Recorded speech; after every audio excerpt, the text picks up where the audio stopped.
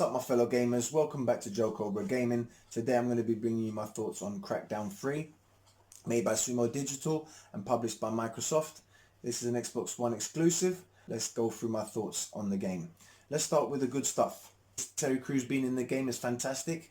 I thought it was a great idea from Microsoft to get him in.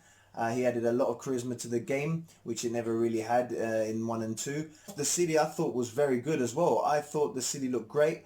A lot of people moaned about the style of the graphics for Crackdown, but personally, it's Crackdown. This is how Crackdown's always looked, and I haven't got a problem with that in the slightest. In fact, with the HDR and 4K at night, the city looks amazing with all the HDR popping, with all the neon signs and the neon look of the city. I was really happy to see how good it looked at night, and at day, to be honest, it looks just as good. It's very clear. You got a lot of draw distance. There's a lot of high skyscrapers. There's so much to do, so much to climb, so much to shoot, so much to drive. There's lots to do in this game. The agency is back, and it takes off basically from the start of number 2, where they was all evaporated, but now they're back and they're here to take back control of the city from Terra. Then we have the enemies who are scattered throughout the city, and there's lots of ways to take them out. There's plenty of guns here in Crackdown 3. Some of them are quite boring, but there are a few guns later on in the game, the much more harder ones to find. I suggest you find those first because it will make the game much more fun. Later on in the game, you're going to need your most powerful guns. So basically what that does is it kind of kills off the earlier guns that you get in the game, because they become so weak compared to the more high-end guns that you get later on in the game. Rocket launcher being one of the better ones, by the way, as you'll be using that a lot, I'm sure. Then we have the collecting of the orbs. That's always been a Crackdown thing, and here again it's just so addictive to collect orbs. I don't know anyone that doesn't like that part of Crackdown 3, and here they're back again with all the orbs scattered around the city. You're going to have plenty of fun with trying to find all the orbs, and of course there's hidden orbs as well that you can find throughout the city. They're much harder to find, but as long as you're around the vicinity of one, you'll get a sort of like a ping which tells you that one's close by, and those basically fill up every one of your stats, as opposed to the green ones that only fill up agility, etc. Then there's co-op, of course, which has always been in Crackdown, and here again it's a lot of fun. I played with my friend from work a few times, and we really enjoyed it. It just adds a different little spin to the game when you're playing with a friend, and the co-op here is done very, very well. Of course, the most important thing is to level up your agent throughout the game so that you can get him back to his full power. Have plenty of fun boosting up your agent.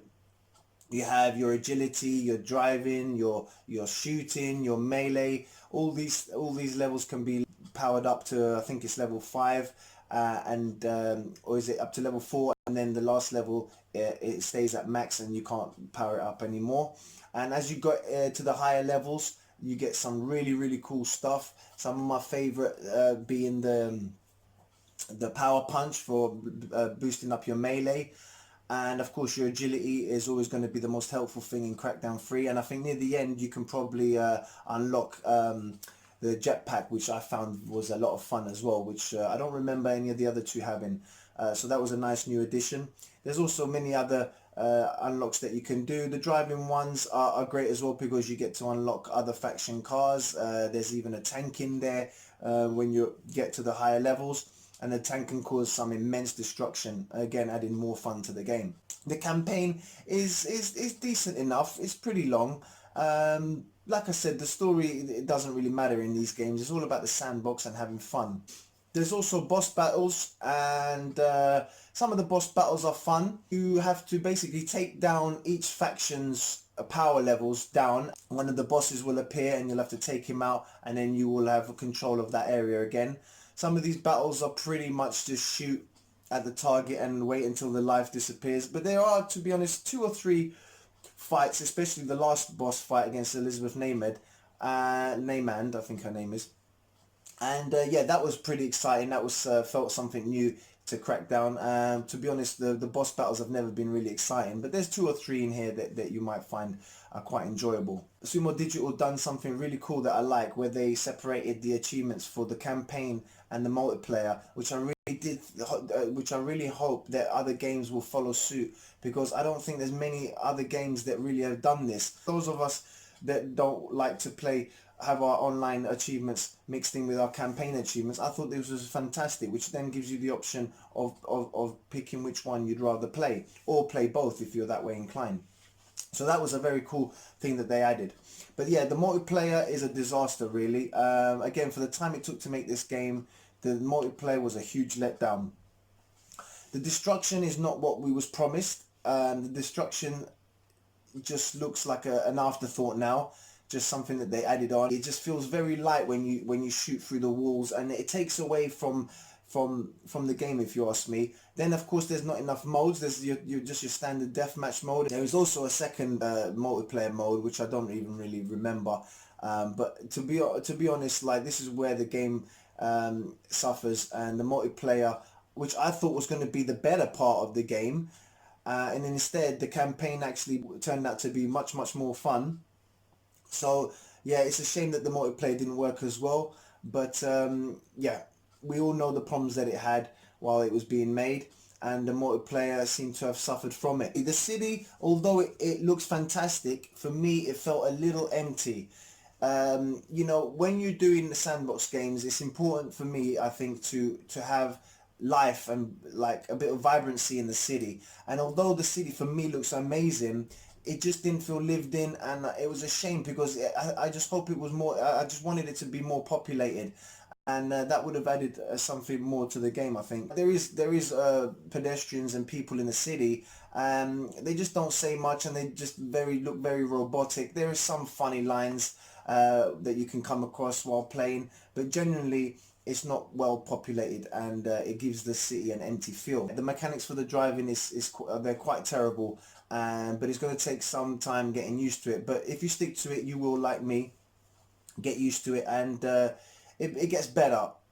For me personally, I would use the agency supercar, as I thought that was the best and the fastest car to control, especially in the races. Sometimes you can't use the agency supercar in some of the races, and that's when it does really get hard, because some of these cars are quite hard to handle.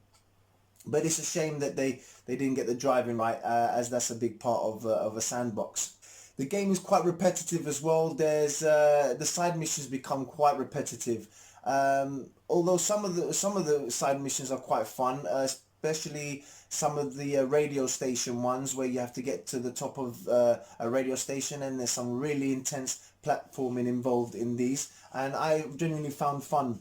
But at the end of the day, there's enough there to keep you busy, but it's just too repetitive, and I thought there could have been some more originality there. So guys, that's basically what I liked and what I didn't like about the game. I hope you enjoyed the review. I'm going to give Crackdown 3 a 7 out of 10. I enjoyed Crackdown 3. It's not what I expected it to be, but what's there is your typical Crackdown. I look at it as it's Crackdown 1, but with today's technology, with today's graphics. And I really did enjoy it, and I can't fault the game for that. But there's a lot of shortcomings that are unforgivable, and therefore, hence, I'm going to give it a 7. I think that's a fair score. I was sort of going between 6 and a 7, but yeah, I think 7 is the right score to give it. So guys, I hope you enjoyed the review. Please check out my friend Mr. P's channel. He works really hard at his channel, and he's always pumping out film reviews. So if you're a film buff, or if you're into movies, please check out his channel. It's Mr. P's Film Review. Also look out for some retro reviews that I'm going to start trying to do. Yeah, I'm an old school gamer, and it's only right that I look at some of those old school games and give them some love as well. Anyway guys, I hope you all take care of yourselves, and I'll see you guys next time on Joe Cobra Gaming. God bless.